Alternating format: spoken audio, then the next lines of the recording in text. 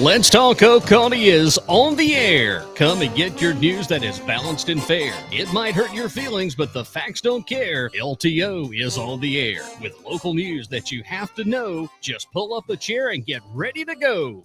Rannie on the right, Chris on the left, Kathy R. middle, and starring Jazzy Jeff. Let's Talk Oconee is on the air right there. Well, good evening, everyone, and welcome into a Sunday night of Let's Talk Oconee. It's Jazzy Jeff, and if you notice, it's been very peaceful for the last 10 minutes in here. There's no Chris Ruin tonight. I don't know whether we should jump up and scream or holler or throw something, but Chris is under the weather. And you know that Chris is sick when I even offered to don biohazard gear to go up and set a computer up for him, and he didn't want to be on the show tonight. So we hope our little bald-headed round boy friend gets better, and he is under the weather. And Kathy has wore her. You're taking the place of Ruin tonight, right? Yeah, I got my tinfoil hat on. Grab your microphone over there. Got my tinfoil hat on. Yeah. You ready to roll, right? Yep. Standing in solidarity. That's right. All right, very good. Well, tonight we have a large show, Randy Bond. Yeah, I think we're going to have a pretty good time tonight. A lot going on this last week. And I guess I'll just get right to it. Randy, get up in the microphone. Just all right. Can you hear me? I can hear you now. There you go. It's Chris being sick's affected us all. Yeah. I know we're just in a different element, a different environment. It's nice to be home though, where it all started. I know, right? But it is nice over at the Leaders compound on the lake. But yeah, a lot going on. One of the biggest things is this lawsuit between the I guess the dozen or so folks against the county about what was the nickname that was given to him? The Dirty Dozen? No, the Man Clan. Man Clan. Yeah, Man I'm Clan. going to get into that. But so this is the second time in about 2 months that someone has thought about legally challenging the bonding. The first time OJSRA voted to send something to the state attorney general's office about it. And then 2 days later, their attorney's like, well, I slept on it. Maybe that's not a good idea. Well, I don't know if he slept on it or he went to breakfast with somebody that told him it wasn't a good idea. Who knows?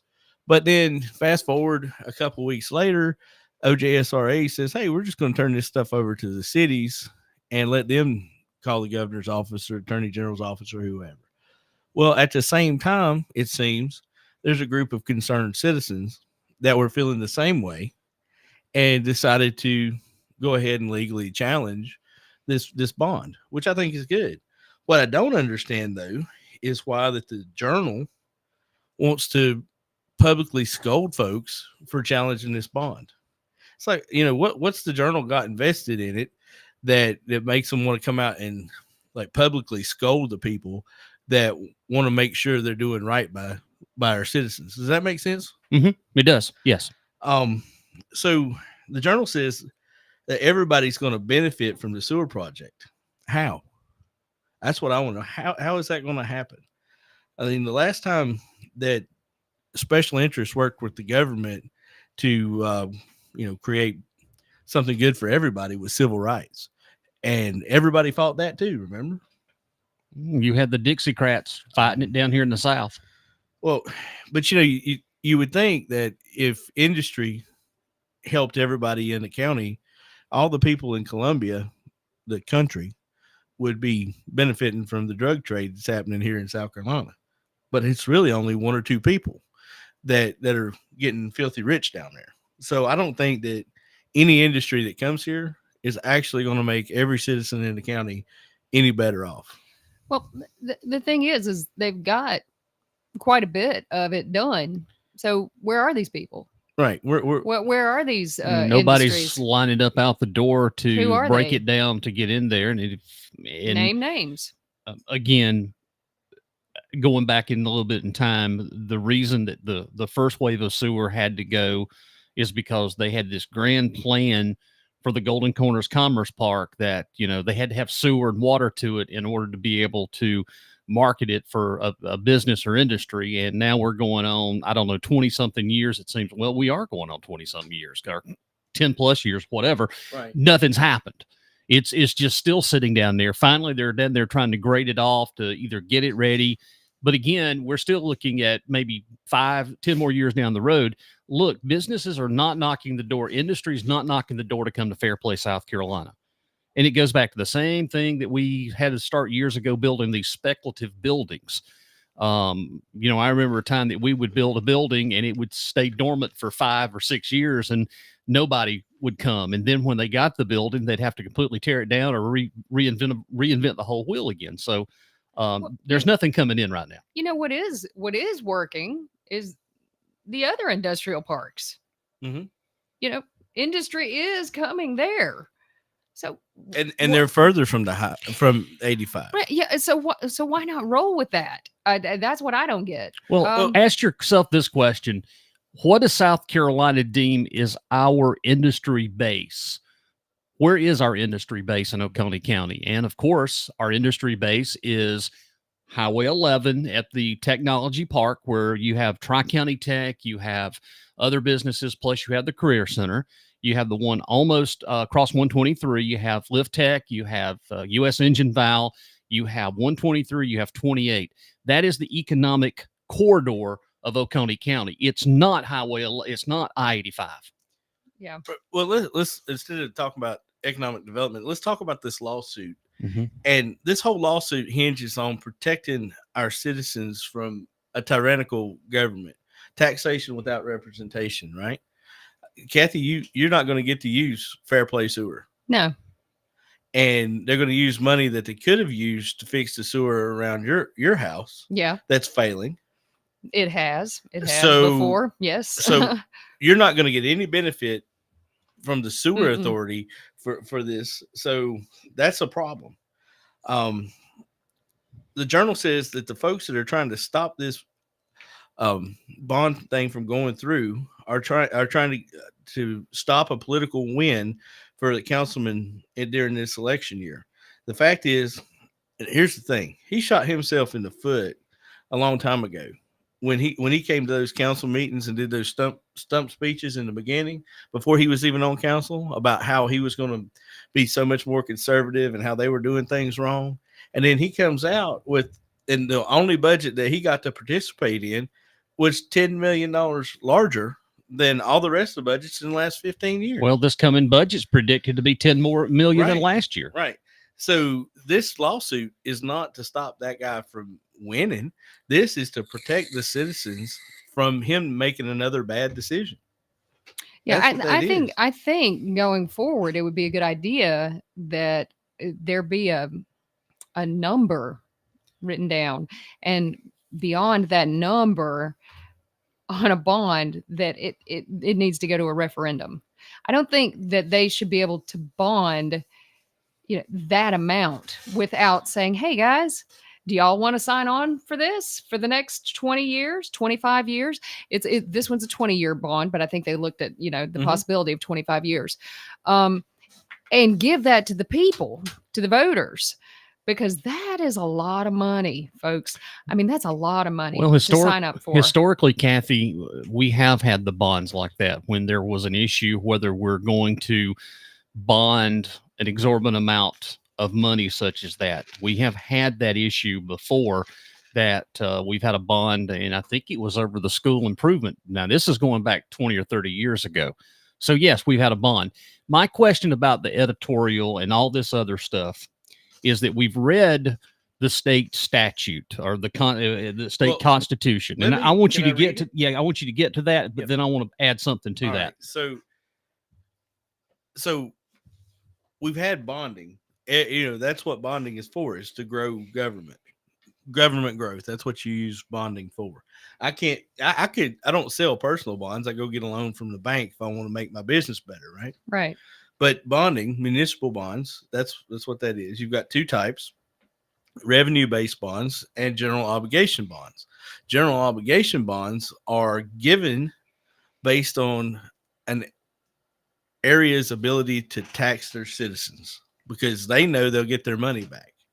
Revenue bonds to build like stadiums and coliseums and stuff like that are based on revenue, and you get paid back that way. But over the last 100 or so years in South Carolina, they've had problems with bonding because people would use it incorrectly. So it's actually in the state constitution, Article 10, Section 12. And I want to read this real specifically. Counties not to incur bonded indebtedness for special services in certain areas without special tax or charge on the area or persons benefited. No law shall be enacted permitting the incurring of bonded indebtedness by any county for sewage disposal or treatment, fire protection, street lighting, garbage collection and disposal, water service, or any other service or facility benefiting only a particular geographical section of the county unless a special assessment, tax, or service charge in an amount designed to provide debt service on bonded indebtedness or revenue bonds incurred for such purposes shall be imposed upon the area or persons receiving the benefit therefrom. That was 1976 is when that was put into the Constitution and later revised in 1977. So that was in there in 76. Mm-hmm. All right. So let's go back to the original referendum in 1976. The original referendum that was passed, quote, cannot use tax dollars for sewage. That were sewer lines or sewer plant. That was before we had the sewer plant built. The sewer plant didn't come online until 1983. They started construction in the late 70s. So the first referendum in 76 and the state constitution were aligned. Mm-hmm. They're identical. Okay, go ahead. So thou shalt not. What does, when you read shall not, what does that mean? Do not. Do not. Right? Absolutely. Well, then there's some sticking point that says no law shall. Now, what's the difference in no law shall and shall not? It's the same. It's the same. It's identical. Right? There's nothing different. And so in the First Amendment of the United States Constitution, I want to read that.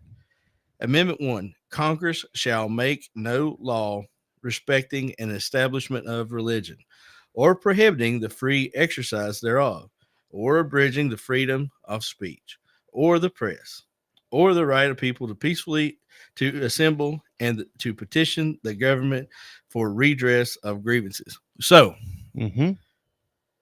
shall make no law. No law shall be enacted. Pretty much the same thing, right? Yes. Okay. Yes.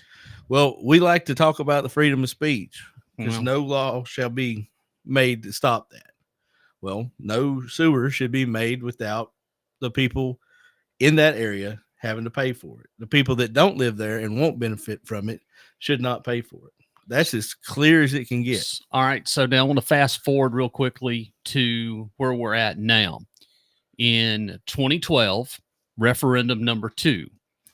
And see, this was all brought up years ago by Susie Cornelius when she filed the lawsuit originally. So we had a referendum, and yes, 57 point something voted in favor of allowing tax dollars to be spent for sewer in the county. The first time that we started talking about sewer on I-85 was in 2004. But it's a direct conflict with what the Constitution is, what you just read earlier, versus the second referendum. The two conflict. Right. Now, maybe it's just me, but what's in the state regulations of the state constitution from 1977 supersedes anything over here. Here's my question. Do you think, looking back at 2012, do you think that people believed when they voted for their tax dollars to be able to upgrade sewer that they were voting for a sewer out on 85 where no one was? Or do you think that they were voting for, yes, please fix my leaky cul-de-sac where there is raw sewage coming out into the road and there's stuff leaking into the ditches, and please fix that?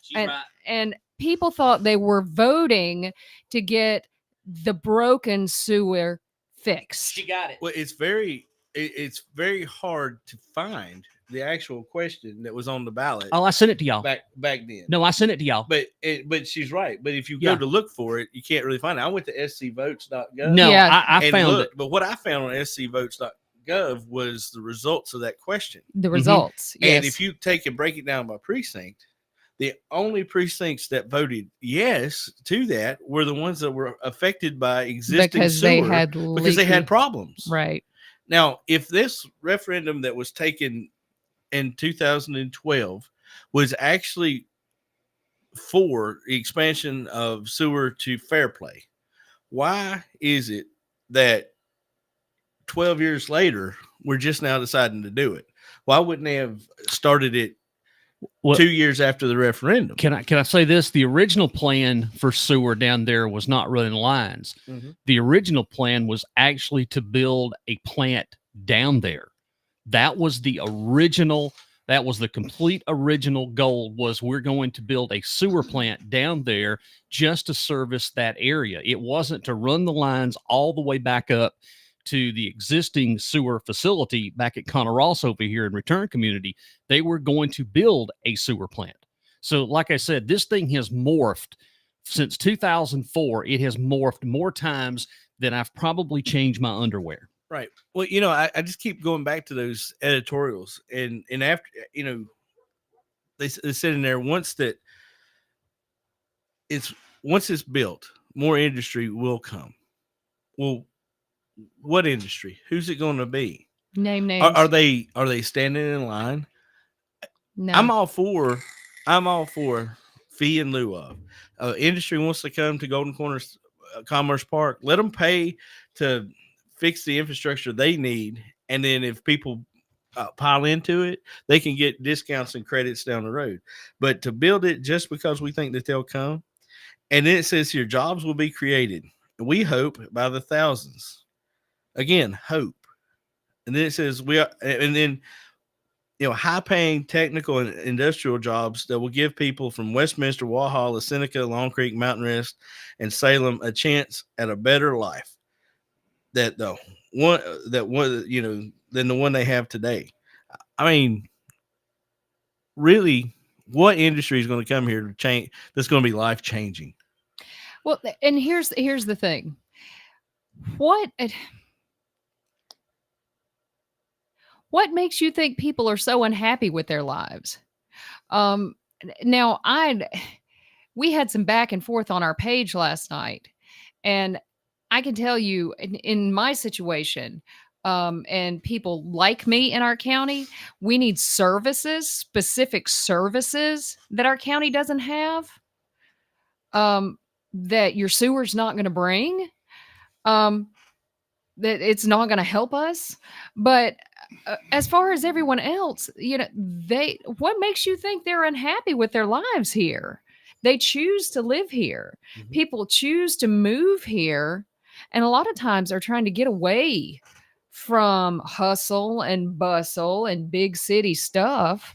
Why do they think that people are wanting big plants and industries and high tech and that kind of thing? I went back and pulled all of the comments in the last comprehensive plan. Mm-hmm. They're archived, and you can actually read what people are wanting. There's something like 200 and something comments. And probably out of those 200 comments, I saw close to maybe 75 to 100 of those comments wanted the same things that we have been talking about on this show. They want to feel safe, protected, have the appropriate services that they need to continue to function. Infrastructure was huge, but it was the quality of life that led people to Oconee down here. It was the mountains, the seas. We're strategically located. It wasn't about all of this development. It wasn't all about this industry. It was the quality of life we offer. And again, we've had our opportunity many years to get this all under control, but our previous councils years ago and our previous planning commission, they just kicked it down the curb. We never have had anything sustained to say, okay, let's I'm for growth, okay, but let's do it in a responsible manner. It's just been a free for all in Oconee, and we've never had checks and balances on it at all. Everybody, it's wide open. Right, but there's a lot of argument that can be made. Industry is not going to make life-changing impacts on the county. It's not like World War III is getting ready to kick off, and they're going to bring a woolen mill in here to make blankets that is going to change the course of the future. It's not happening. Your wife makes a great point here. We're talking about the jobs here. Lindsay's just posted, aren't there 8,000 plus jobs available in Oconee? Are there qualified people available to fill these type of jobs, these high-tech positions? And guess what? The answer is no. The answer is no. Well, the thing about it is, we talk about this and we look at Indeed.com, we go to SC Works and we look, and there's a tremendous amount of jobs, and it changes every day. But yeah, within 35 miles of Walhalla, there's about 7,000 some odd jobs available on Indeed.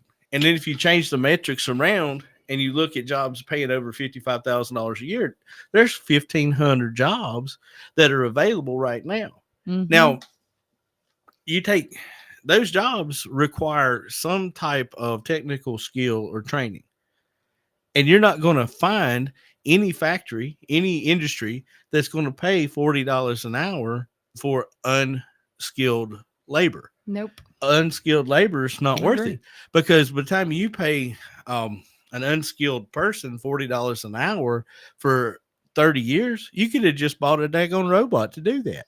Well, Luke, and I was going to mention this later in the show, but Luke brings it up now. They have a poll, Luke and Jennifer with More to the Story Vantage Point. They actually put a poll on the Facebook page, Oconee Sewer South, and they have a poll out about the sites. As of now, there's 227 votes against sewer altogether, or a special tax district, to 7 who want sewer and are willing to be taxed. Who are everyone the county touts want sewer and fair play? That's a fair question. Well, I mean, we're seeing it now, because yesterday and Friday you wrote the editorial to rebuttal what the Journal had, and it seems like every time something happens, the Journal's ready to pounce and attack.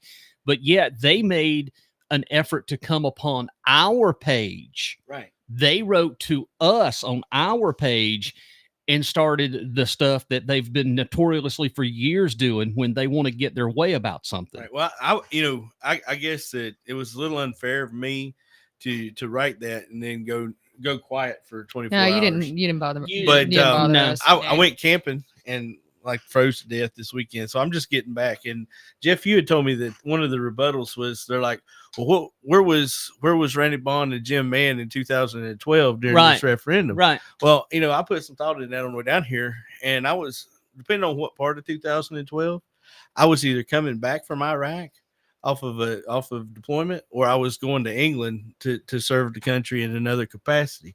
So I wasn't here. I was here. I was here. But if I had been here and this had been come up, you can bet your bottom dollar that I'd be on the right. I'd be on the side of the citizens that don't want sewer. Well, the citizens on that the second referendum, it was told to us to make improvements and fix our infrastructure, because even in the 80s and 90s, after they built improvements, it was existing sewer.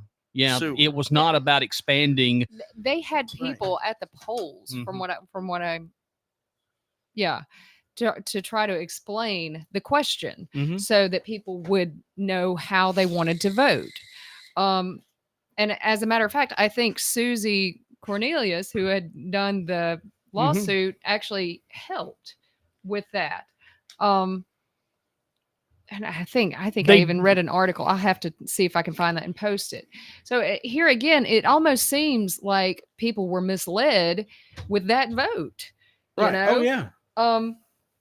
Because nobody in their right mind would vote to be taxed for something that they're not going to get to use. Well, there's politicians that are in the area that want to.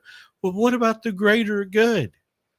What about the greater good? I can see, but no there greater is good. No greater good. I live in Long Creek. You know what Long Creek's gotten from the county over the last 50 years? Maybe a couple loads of gravel, if that.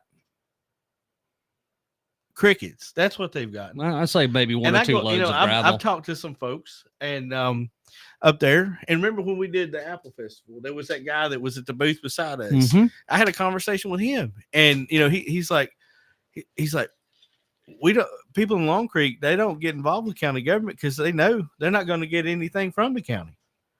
So again, Long Creek is getting nothing from the county except for a higher tax rate to pay this bond off. And that's bullshit, because we're not going to see anything coming back. There's not going to be any, hey, thanks Long Creek for putting this sewer in fair play. Here's $5 million for. And realistically, nobody from Long Creek's going to be driving out to 85 for a job, because I mean, what's the drive time for that for you guys? 45 minutes from Long Creek to 85. Yeah, you could drive to Georgia. But if you're gonna, you live in Long Creek, you go to Clayton. You go to Clayton. Might as well drive to Gainesville. Work in a chicken house. I mean, or Kubota, or one of those things. If you're going to drive all the way to Fairplay, absolutely. I would say jobs are already there. I would say it's quicker to get to Clayton, Georgia from Long Creek than it is to get to I-85 from Oconee. Absolutely. Oh, well, look, where I live, it takes 17 minutes to get to Home Depot in Clayton. Mm-hmm. It takes me 30 minutes to get to Home Depot in Seneca. Mm-hmm. So, yeah, I mean, there's nowhere in Long Creek that would be beneficial to drive to Fairplay vice going somewhere in Georgia to work. Well, at the end of the day, this lawsuit is going to prove one or two things. Number one, the county is correct and we move on. Number two, it's illegal. Then the question happens, if the courts rule, against the county, then what happens? What's the next wave? What's the next point? Are those folks in Fairplay going to be stuck paying the bill? Are they going to have to create a special tax district for Fairplay? Well, we already do it. Ask for it, though. Well, that's that. And there's 700 people out there. How are 700 people going to pay off millions of dollars for something they didn't ask for? But here's the thing: special tax districts work. Look at Kiwi Key over there; they've got their own fire, and they pay for it. Well, Corinth Shiloh has got the petitions already signed. Right. They've got enough, and I think that's going to be a ballot question. And they should have. Maybe they should just send the bill to Mr. McMaster, because he's the one that wanted it so badly. Well, at the end, somebody's got to pay for this. Is the county taxpayer going to be stuck? What happened to the grant that they had? They used the grant for phase 1 and 2. And but here's the thing about that, Jeff. Mm-hmm. They used grant money for phase 1 and 2 of Sewer South. Why didn't they just let phase 1 and 2 play out? And now that you got sewer down there, that probably spurs industry on to say, hey, yeah, sewer, that's all we've been waiting for to move in here. And it's down there and it's close. Then run 3, the phase 3. Then it would be on. No, there doesn't need to be a 3 and 4.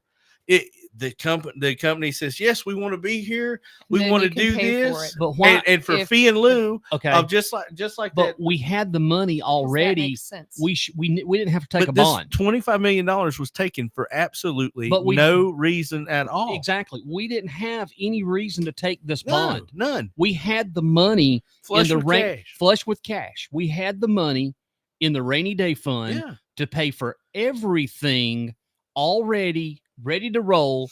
Then we could have put that money back in subsequent years to replace what we spent. They did it before, when the county got invested in broadband, and when we got the contract, or the state federal government to run Oconee Focus. Does everybody remember the Oconee Focus project? No, they took money out of the rainy day fund to match the federal grant that the county needed to run fiber optics throughout the county. It was like $9 million. Well, the county just got through, or getting ready to pay that back. And we really didn't go in any debt. We didn't have a bond of $25 million that's going to cost us $43 million at the end of this thing. And what is the deal about this early payment?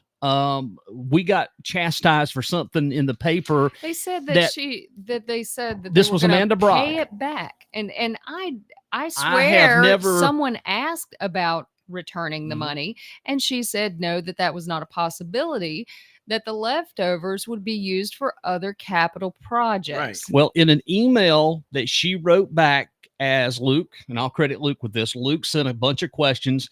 She talks about that in that email, that she says, quote, it would be for other projects. Right. And they've got it set up. That in part one of the what is it, January 23rd meeting. They can't do it. Okay, David, here it is. David Dial, and David would know. David said can't pay anything back until 2034. There you go. But on the thing of the payback breakdown that she put up on that spreadsheet, it was full payment 2043 was $43 million. Right. And see, they took a payment that would pay off the first 2 years of interest, which again, they say it's really good idea, right? Right. But the problem with that is it's like you go down to a payday loan place and you give them your car title and they give you a loan. Well, then they also say, hey, since you took this loan, we're going to give you this big screen TV. That's your premium, right? Well, you're paying for that TV too. Right. And they give you that premium. So you sign that little extra bit that says we're not paying this thing off early because these investors this is an investment for them. They want their money. They want all the money they can get. They break that bond up into these things called tranches. And one is the principal and one is the interest. And the guy that buys the interest off of the bond, that's it. That he gives his money and what he gets back is the interest paid in. Well, the other guy gets the principal back, or they get both. But nobody that buys that bond wants it to be paid off early because they want the interest. That's how business. They would get cut out of the money. That's how they're making their money. So yeah, but she said other capital projects. Now. But really, Kathy, this moment, we still don't know what it's going to use to be paid for. No, we still don't have that. It says, in different places that it was first mentioned in September, because I had to ask Luke. I was like, because I'm pretty sure it was your question that spurned those answers to begin with. But September 5th was the first time that, they were answering it. But nobody has identified what those what those projects are, but yeah, other projects. Right. So, but probably the only way we'd get other projects that benefit the rest of the county is from this lawsuit. When this lawsuit goes to court and it gets appealed and it gets appealed and it gets appealed, and finally the Supreme Court says, hey, you can't do this. You broke the Constitution. They're going to have to use that $25 million to benefit all the citizens of Oconee County.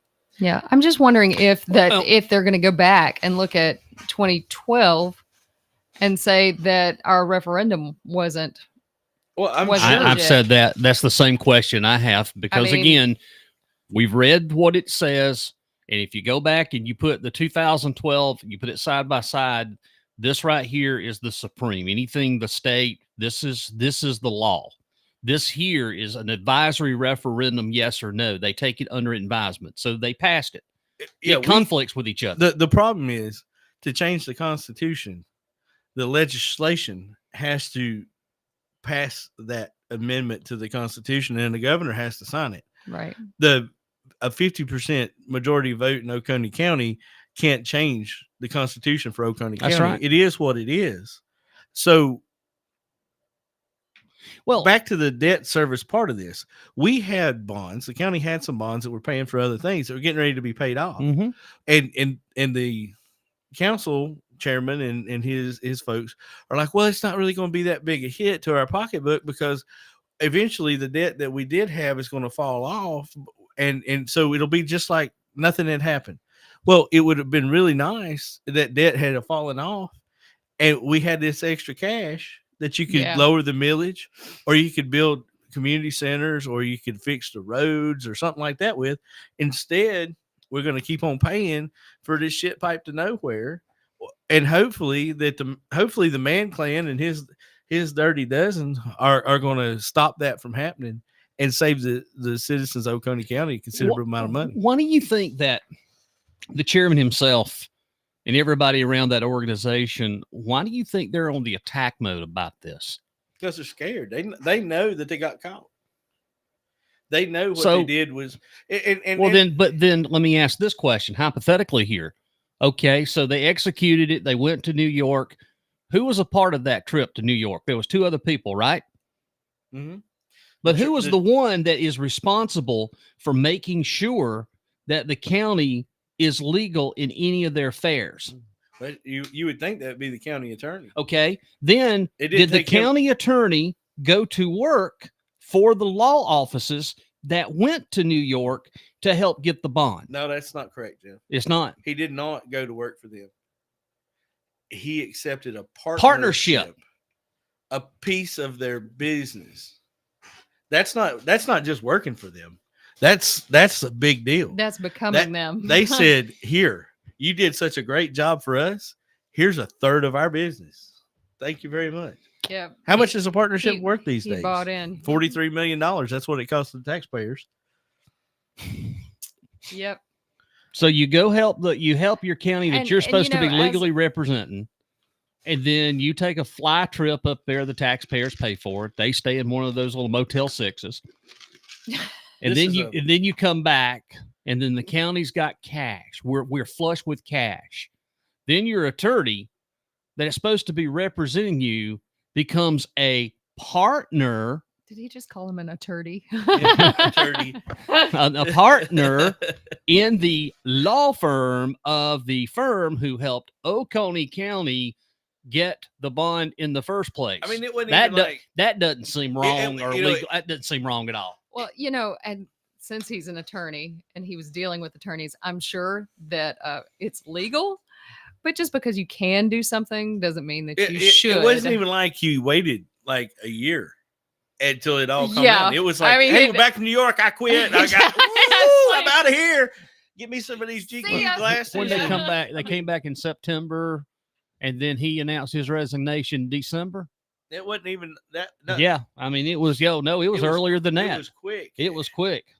It didn't even give. Why can't we get any of those kind of jobs like that? Didn't even get time for the ink to dry on the bond. And he's like, man, I'm out of here. Candace makes a good question here. How much do we know how much money the law firm made off this deal? Yeah, it was like $2.5 million because that was how much it cost to fund to do the part of the bond. Yeah, it was a lot of money. David Dow checks in real quickly here on our show here tonight. Remember, all the appeals by the county will cost the taxpayer. The complaint is self-funded by plaintiffs or volunteers that make a tax-deductible donation to scpif.org. That's right. scpif.org. Now, I want to add something to this. They were throwing up this lawsuit's going to cost the county taxpayer, blah, blah, blah. Is it going to cost them $43 million? But wait a minute. Didn't we have somebody in that organization that filed a lawsuit that cost the county more money too?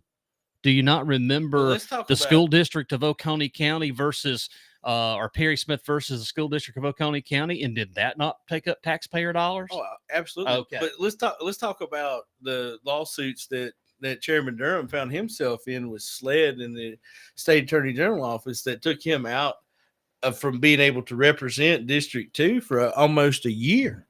Talk about the delay. There's nothing more expensive than a missed opportunity. And every moment that he wasn't able to represent District 2, that cost the taxpayers of District 2 and the whole county a bunch of money because they could have acted on a whole lot of other things. But you want to talk about wasting taxpayer money. He sat there on that for a year instead of just giving up the seat, letting somebody else come in during a special election and move the county forward. So when he talks about costing taxpayers money and delaying things in the county because of lawsuits, that's like the pot calling the kettle, Brittany. Makes sense to me. All right, it's 7:40. Do we have any more we want to add? Because we still have a big interview tonight here on the show. I wanted to bring up what he said when he attacked them. Go ahead. When he was talking about the misogyny, if y'all caught it or not, when he was screeching about the two women candidates. Did y'all catch that? If you didn't catch it, did your wives catch it? When he said, I caught it. When he said that the the ladies would be voting for more shopping centers. Did you catch that? Like student housing and more shopping. Was it just me that heard that more? No, it was. I think mean, he posted the that. nerve, man, the nerve. It reminded me of y'all seen Nutty Professor where they was like, women be shopping. I mean, you cannot stop a woman from shopping. I mean, why didn't he just stand up and do a comedy routine? I mean, what's wrong with that guy? Well, it's obvious. It's apparent if you read a lot of his stuff. How can any He hates woman, women. No. He hates women, period. He has a woman problem. Woman vote for him? I mean, for real. How could any woman vote for him? I just love the snake with India. That right there was one of the greatest posts that we've ever done on LTO. Well, I tell you what, if she can handle an old rattlesnake, she can handle these old politicians in Oconee County. Well, I got a shovel she can use to take care of. I got a hoe. But well, they've had some of them too. That's why they got in most of their trouble. My hoe's named Brittany. But anyway, I hope that after we come back from a break, no, we're just going to go in. We're way behind. After this interview, though, yeah, we'll talk about that a little bit. But I want to talk with Kathy and you about this student housing and the attacks that the chairman made against those ladies, because I don't think he fully understands the true benefit of those apartments and what they actually do for the community. And I'd like to talk about that. Okay. All right. We will come right back. Randy, you want to go ahead and set this interview into play? So a couple of weeks ago, last week, earlier this past week, right? But going back, it was a couple of weeks ago. Jeff Seals went to the planning commission, and he has a problem in his neighborhood. Well, the OCC and a lot of their cronies, instead of listening to hear what he had to say about the dangerousness of this guy shooting in a high density neighborhood, they just went on the attack about the Second Amendment. Mm-hmm. Well, the Second Amendment says you can keep and bear arms. Right. It doesn't say you can keep and shoot arms. Right. Anywhere you want to. So it piqued my curiosity, and I called Jeff up and I said, "Hey, can I come over and you just show me what's going on, and maybe we can have a little talk about it?" And he agreed. And I called up Richard Belmore, because Richard, he's got a whole lot of knowledge about guns and gun safety. He just retired from being a sled instructor, and he taught CWP, and he taught a lot of basic marksmanship courses and stuff like that. And so I really had two subject matter experts, the homeowner and a CWP instructor there to talk with about that. And I think that this interview was really good, and hopefully there'll be more follow-up interviews that kind of keep getting the word out there until the county decides to do something about these high density neighborhoods and the fact that there's no rules in this wild west situation. Yep.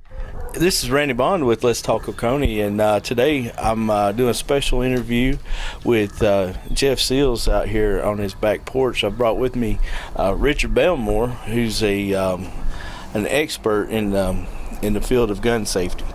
And reason we're here today, a couple weeks ago, Jeff, you came to the county planning commission, and you said that you had a problem in your neighborhood with somebody shooting that you felt was dangerous, and you'd been trying to get somebody to do something about it. You talked to the sheriff several times. Sheriff's deputies have been out here, but you didn't feel that anything was being done. Is that it? Can you tell a little bit about that? Well, that's correct. Like I say, like Randy said, we sit out here, and he shoots. His target is set up 40 yards from my back deck, and where he stands and shoots from the corner of our house is 84 yards. And he's shooting to what he calls a berm that is not really a berm, and there's no proper backstop, and he's shooting in the direction of about 12 different homes, including boats passing up and down the lake. And like Randy said, we've had deputies out here several times, and there is no real county ordinance against the shooting of firearms in Oconee County. And when I went to the planning commission, which I was invited, by the way, which, as everyone knows, it was a setup against India Lancaster, and India had no idea that I was doing any of that. But David Nix and Mickey Haney, Matt Dermot used that as a setup to try to say she's a liberal, a Democrat, posing as a Republican. Well, I think we got to consider the source with those folks. They're going to use anything they can to make their opponents look bad. But really, the issue you have is serious.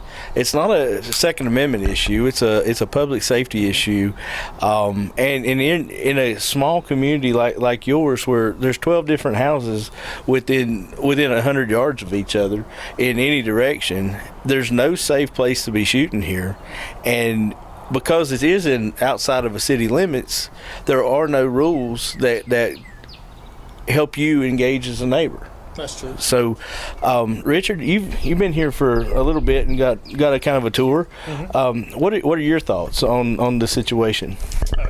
Absolutely, it is not a safe place to shoot. Absolutely not. Looking at the berm, the angle of the berm that a projectile could deflect upon hitting something solid such as a rock. And a ricochet is something that is not predictable. You can have the most accurate firearm in the world. You cannot predict the direction of a ricochet or a splatter ricochet, which means that the bullet fragments and pieces go every which way. It's also not safe for the occupants of this home to be outdoors when that individual is engaged in live fire. I have an article here from the American Speech Language Hearing Association describing what gunshots do just for the occasional shooter, how much it damages their hearing if they don't wear hearing protection. Now, I retired after 27 years of being an instructor with SLED, the NRA, and I have permanent hearing loss even though I wore hearing protection while I shot. And I'm going to describe the hearing loss, what happens when you shoot a firearm. It's exactly what I have. Now, it took me 27 years of being behind headphones to develop that problem, but an average person being exposed to that high decibel, it wouldn't take them long before they start having a ring that doesn't want to go away. So according to this organization, any noise greater than 140 decibel is damaging to your hearing. Most firearms exceed 140 decibel. Most rifles exceed 175 decibels. Now, the distance between this deck and that house, there's not enough space for that sound to dissipate. Now, here's what happens to a person who shoots frequently, what they call a recreational shooter. People who use firearms are more likely to develop hearing loss than those who do not. Firearm users tend to have a high frequency permanent hearing loss, which means they may have trouble hearing speech sounds like S, TH, V, or other high-pitched sounds. That's exactly what I was diagnosed with several years ago. The left ear, right-handed shooters, often suffers the most damage because that's the side closest to the breech. The right ear, as you can see, I'm shooting a rifle, the right ear is in the blockage of the sound. So this ear will get more damage than the right ear. However, if you are out here without hearing protection, that phenomenon can happen significantly sooner, especially when you're into the noise decibels of 180 or higher. But who would want to sit on their porch wearing earmuffs because their neighbor's shooting at their house? Exactly. Nobody. And that's what I was trying to do with the planning commission, is just give them something to go on to try to get some kind of common sense ordinance, not a gun law, a common sense ordinance to where you couldn't discharge a firearm within, say, 100 yards of a residence, or have a target impacting within 100 yards of a residence. But they took that and ran when I showed them Richland County's code, which was 300 yards. But the problem is Richland County is the only county in South Carolina that's decided to do something about these irresponsible gun owners. I don't, everybody wants to think that common sense gun ownership is a bad word, but it's really not common sense. It's irresponsible gun ownership, and that's what the issue here is. I love the Second Amendment. I love my right to bear arms, and I feel like that I should be able to own anything that the government owns. But it doesn't mean if I own Stinger missiles, I ought to be able to launch them off my porch in the middle of downtown. That's irresponsible. And that's what I think that's happening here. So how many times have deputies been out here, and what has been their reaction when they've been here? It's been 8 times or more. Wow. And it wasn't just us calling, it was the neighbors on the other side of the creek, neighbors down on the point of the lake, and neighbors in our neighborhood. Now, when you say down on the point of the lake, behind where he shoots, the next thing back there is the lake. So you could be out there crappie fishing and get shot in the head and not know where it comes from. True. That's dangerous. Yes, and you can see across the lake and see the subdivision across the lake from where he's standing and shooting. So there's more houses across the water. True. And so not just the 12 houses here and the dog pet grooming place across the road, but in all directions from here there's people. True. That if you live in Mountain Rest where I do, and everybody's got 12 acres and they're shooting into the national forest and you've got a berm, it's okay to shoot. But it's still not okay to be obnoxious with what you're doing, because it gets old if you're shooting for 3 or 4 hours on a Saturday when everybody else in the neighborhood's trying to barbecue. True. And I do not have a problem with somebody shooting on their property. They just have to have common sense. Because anywhere you stand here and point a firearm, your muzzle is pointed at home. Unless you're shooting across Highway 188. Well, that's not good. No. I mean, catch a motorist or a school bus coming by. And if I ain't mistaken, there was a target shooter in Gaffney just a couple of weeks ago shot somebody. Did they not? Yeah, it's happening all around us all the time. So what else do you got for us, Richard? You said there were 8 different times that the officers came out here? 8 or more. I forget the exact. That's the ones that you called, or is that accumulated? That's the ones we called and our neighbors. Okay, so this is an accumulation of... Here's the funny thing. He thinks it's okay. They think it's okay for them to create the loud noise from the muzzle blast, but they call the law on somebody over here on the property across from our home riding a 4-stroke dirt bike. Said it's keeping their kids awake, but it's okay to fire a firearm. They would probably call if you had a barking dog too. Yes. A barking dog is... I'm going to ask a question. This is Jazzy Jeff off camera. We want to preference this. This is not about gun control. True. This is all about gun safety. There is a big difference between gun control and gun safety. Don't be fooled by what the other side is saying. They're claiming that anything you talk about guns is gun control, and that's just not true. It is not safe to shoot a firearm within less than 200 feet beside another home. You can reach out and you can see the other home, and on top of that, if you take a look at the video that we're going to show shortly before the interview is over, you're going to see where they're shooting into. There is no protective area. There's no berm whatsoever. So if anything is on the other side, there could be hit easily. Bullets do travel. But again, this is not gun control. It is gun safety, keeping people safe. It's not about telling what they can do and what they can't do. It's all about gun safety. And we need to make sure that we continue to say that, because the other side is trying to spin it as it's gun control, and that's just not the case. Yeah, you're right, Jeff. You know, and even in this neighborhood here, if it was a one-off, there's a possum in the trash, or there's a rabid raccoon in the backyard, and somebody reached out and took care of that, nobody would say anything. But 3 hours of constant gunfire into the backyard in this neighborhood, that wears thin on everybody really quick. I spent 27 years as a firearms instructor for the NRA and also for SLED. I just retired in September of 2023. Anybody who's taken a concealed weapons safety course that the state has prescribed will know that we spend an awful lot of time, probably the majority of the time when we talk about state law, on the 4 cardinal rules of firearm safety. Rule number 4 is be sure of your target and what is beyond. This does not meet rule number 4. Rule number 2 is make sure you have a proper backstop and stuff. Make sure of your the direction of your muzzle.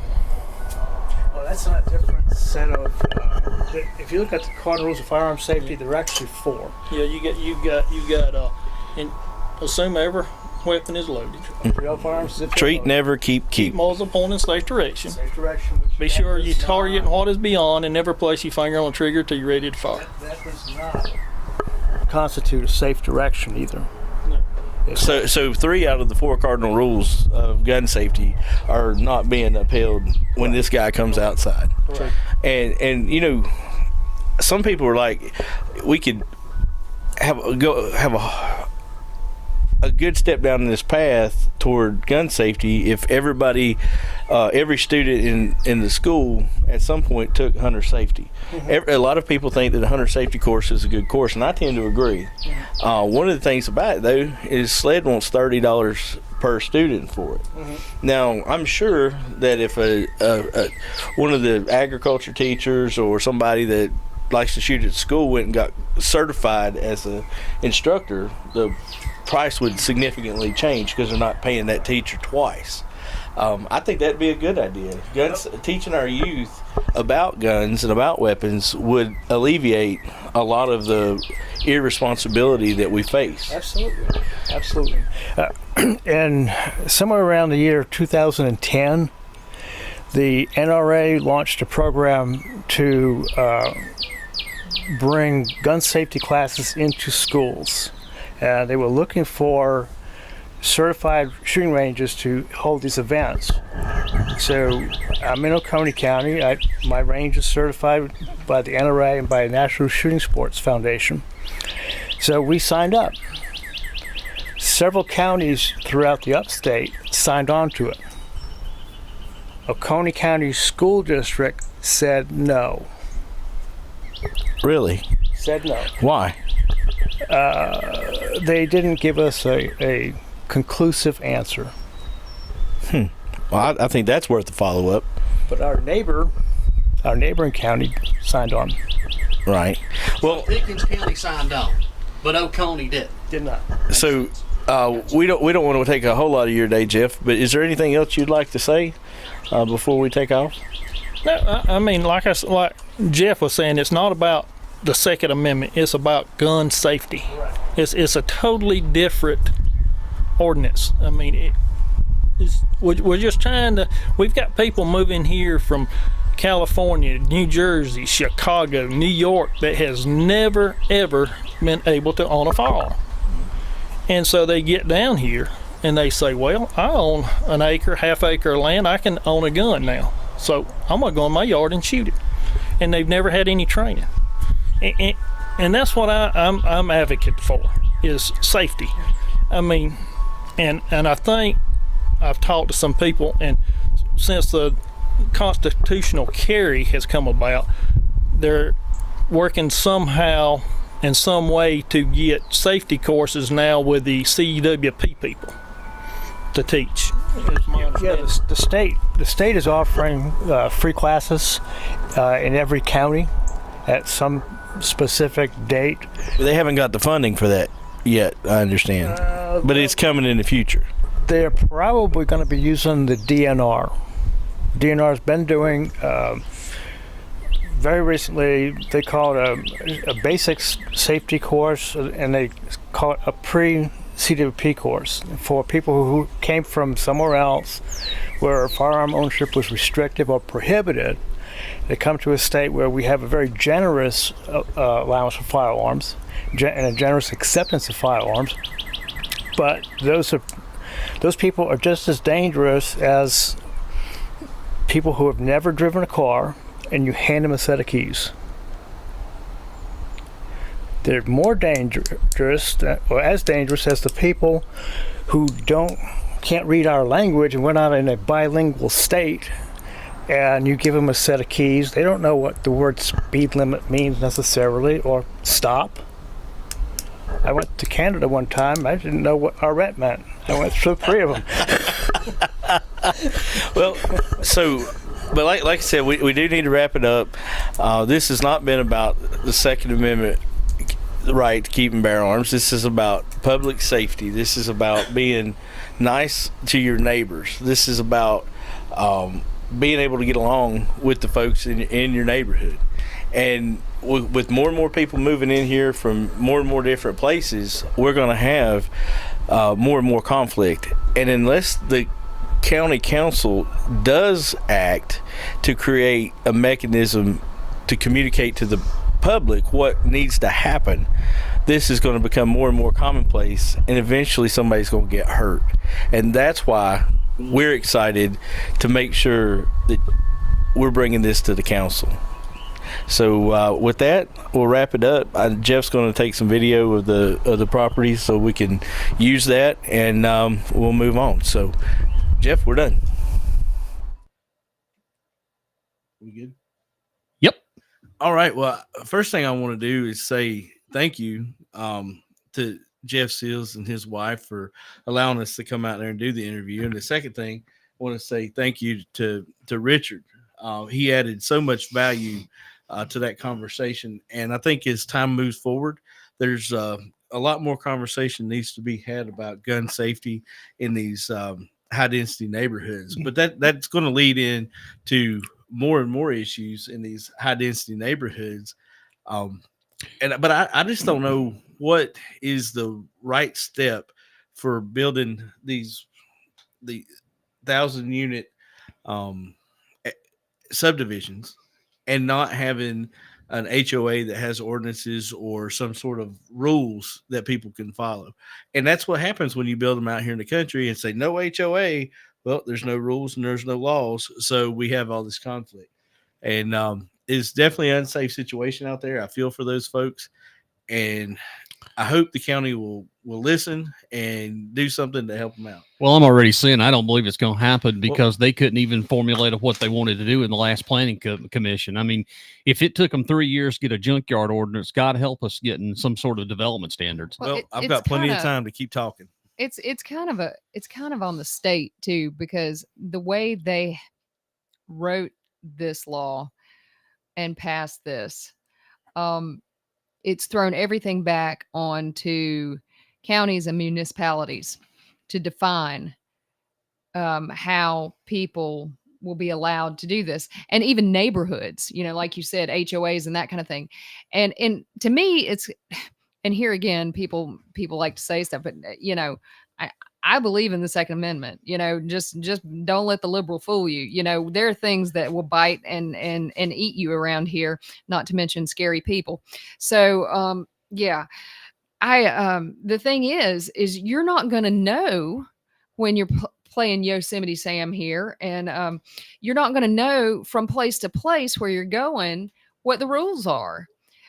Because people are going to have to make their own rules, whether it's a neighborhood, whether it's the municipality, whether it's the county. So there's 46 counties and Lord knows how many municipalities and different districts and neighborhoods. You're going to have to study and know where you're visiting to know what you can do. And then each business, because of course State House doesn't want you to carry there. I thought that was kind of ironic. They're cool with you carrying everywhere else, but you can't carry there. Well, and you bring that up, and I've heard this being said a couple of times. The county council chairman wants to be pounding his opponent about the Second Amendment, but the county council chairman has not done a darn thing about removing restrictions in the county offices about being able to carry weapons in there. Why not? If you're so love Second Amendment, then why haven't you revoked that and say you bring your guns into the next council meeting? Right.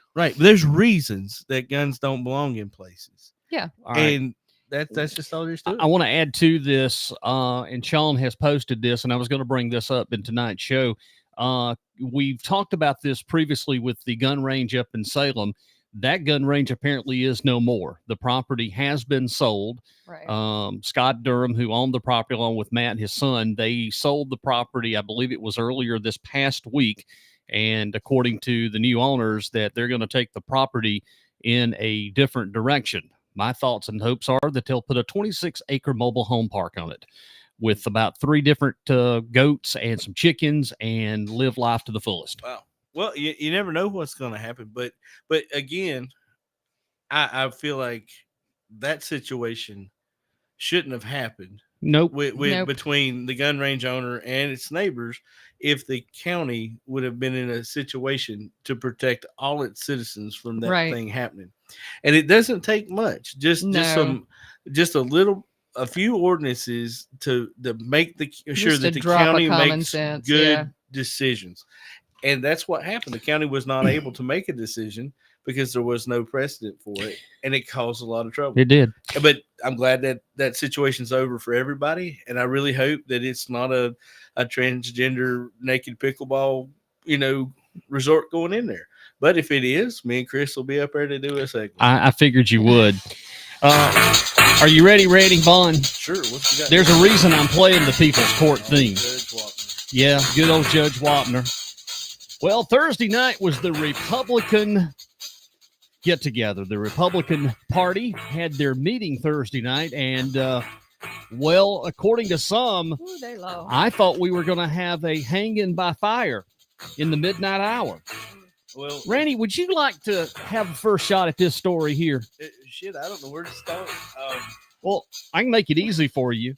Apparently, they want to try, hang, and convict Luke and Jennifer Moore. Well, hold on a minute. Before we got into that, it was a really, really good meeting. Everything was going great.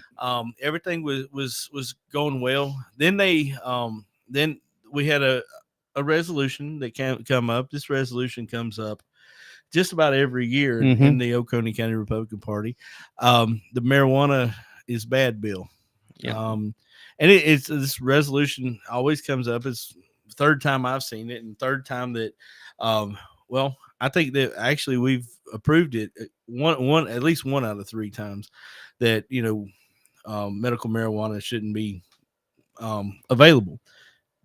But this time we had a guest speaker, and she was from down in Charleston, and she had a child that had severe epilepsy, and she was saying that her daughter would have 800 to 1,000 seizures a day without some sort of medication. But most of the pharmaceutical grade medication was causing all these other issues for her. Right. And they've even taken her as far as Maine for a period of time so that she could have access to medical marijuana, which actually works for her. There was a lot of folks talked about that. And there was different sides of the issue there because, marijuana is a gateway drug in some people's mind. Another, I think it was maybe Josh Owens that challenged the idea that the FDA was worth the shit. I don't remember quite exactly what he said. Something involves spam.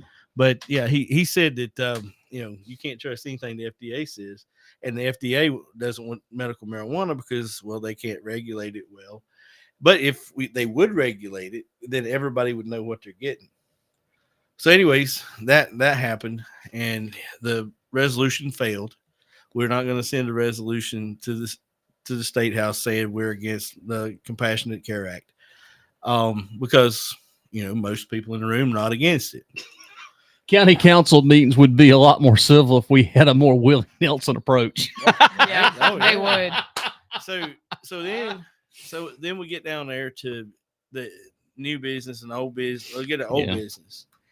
And Mickey Haney, he brings up the fact that there was supposed to be an investigation into Luke and Jennifer Moore and where they lived. Well, the fact of the matter is, where that came up was we were accepting resignations, and there were some changes in leadership, and so it was to be read that they had resigned from leadership positions in the party. Well, Mickey said he wanted to know what the investigation found and this, that, and the other. Well, there was no investigation because they resigned at the same meeting that Mickey wanted to wanted to have this. Well, you don't necessarily need to investigate somebody. Well, it started with David Nix. David Nix was the one that made the motion at the previous meeting when this was all discussed about to have an investigation about where they actually lived. But the conversation swiftly turns from an investigation to wanting to have a tribunal or a trial or something. I mean, I thought literally they were goners. I thought we were going to hang them at midnight. Well, was it a lynch mob that was going after them? Were we going to use a guillotine, a gallows, or gas chamber, the electric chair? I mean, there's so many options in Robert's Rules of Order. Yeah, apparently for what you can do to somebody. Do y'all have something on the door banning firearms? I mean, it would probably been be interesting to know. I didn't see maybe none. firing squad would have been in order. I don't know. But the whole thing evolves around the fact that Luke and Jennifer had a property that they were living in, and this big old subdivision is planned to go in beside them, and they don't want to live beside a big old subdivision, so they sold that. Imagine that. And they bought some property in the mountain, in the mountains, and they're moving.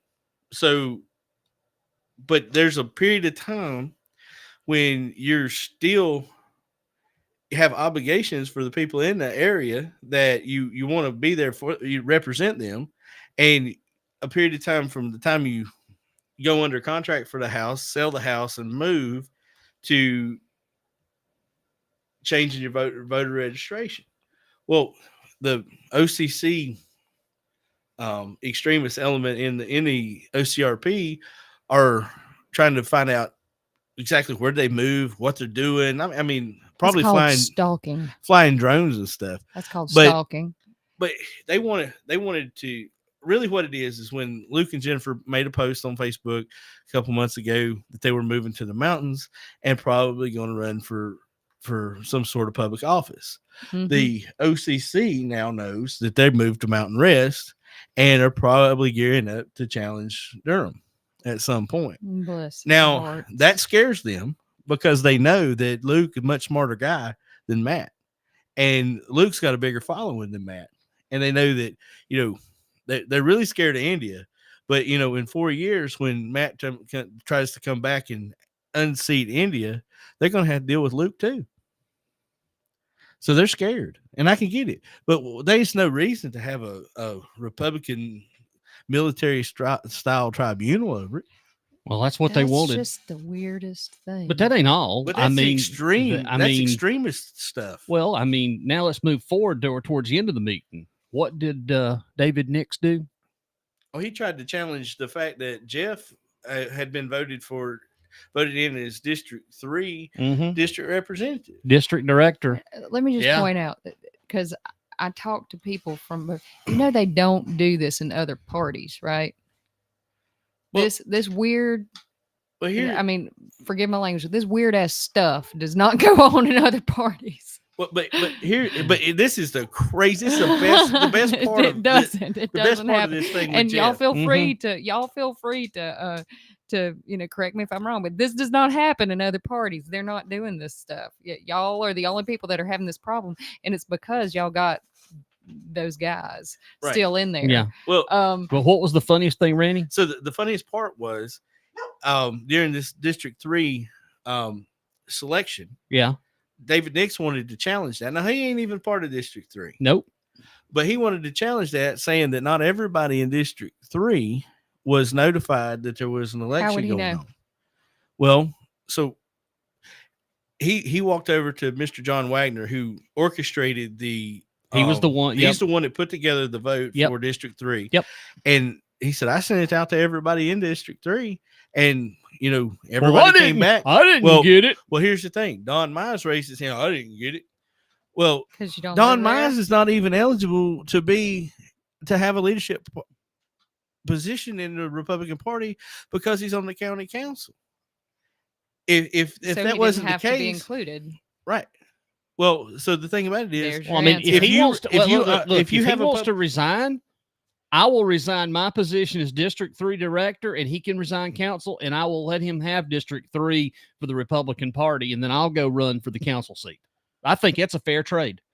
Right. That's fair trade, right? Hey, you know, the county would probably be better off the whole way around. I know we would. But the thing about it is he wants to make it stink because he didn't get an opportunity to run against you a second time. Mm-hmm. Do you really think he would have won a second time against you at anything? No, I don't think so. And I think but just remember, he came up and was acting as what was it, by proxy and EC, and he was already living in Cross Creek. Well, again, so I don't want to get into having another tribunal or a trial or anything like that. Oh, come on, Randy. You know it was fun. We'll trust that he was still living in that one house at the time that he said that he was. I will trust that. But for him to say, hey, I want to be on the county council and I want to have a leadership position in the party, is one, you know, that would have been quickly challenged by anybody that knows the state and local rules. So it wouldn't have even mattered. So that was very interesting. And I think that coming up, you know, in the next meeting, there's nothing like law and order in Oconee. Right. But hopefully somebody brings a design build plan for a gallows to the next Republican meeting so we can go ahead and get started building. All right, briefly, do we have anything else? Because it's about time to wrap up the show. First, I want to let folks know that next week we're off. No show next week. I will be hiding Easter nuggets. Now, Easter nuggets is these things my dog does in the backyard. I'm going to put them in little eggs, and we're going to go hide them. No, thank you. That sounds like a good idea. It is a great idea. Randy, what you got for us before we get out of here? I just want to say I really appreciate the opportunity to have engaged the community this week with Jeff and Richard. Yep. And I appreciate all our listeners and the folks who follow us on Facebook that have been so willing to engage with us and give us more to talk about. And I want to encourage them to keep it up because we're gonna start ramping it up, and hopefully soon we might even hit legitimate online newspaper status and start, you know, having some really, really good content. I've been talking to some folks. We'll see what happens. And maybe we should open up a place out on 85. Get our own printing press. I bet we could get the state to give us money for it. Yeah. Oh, that's a dinger. Anyway, listen, I appreciate y'all. I hope that you all have a great Easter, and for everybody out there. Hey, Gladys, I just want to shout out to Gladys. Thanks so much for taking care of our friend Chris. Yes. I hope you feel better soon. And you can take the Chinese handcuffs off of him now and let him go ahead and comment all he wants the rest of the night. All right. Roger says it best. Good show. A bit quiet. All right, Randy, Kathy, thank you so much. And again, we appreciate you joining us tonight. As always, the show is archived on our website, letstalkoconeesc.com. As always, check out our Facebook page. You never know what you'll find or see on Let's Talk Oconee. Check out the main page and then be a part of the group because there's lots of information in there too. For Randy, Kathy, Chris Ruin, who is under the weather, I'm Jazzy Jeff. Have a great Saturday or Sunday evening, and we'll see you week after next. Don't forget to drink your Herbamate.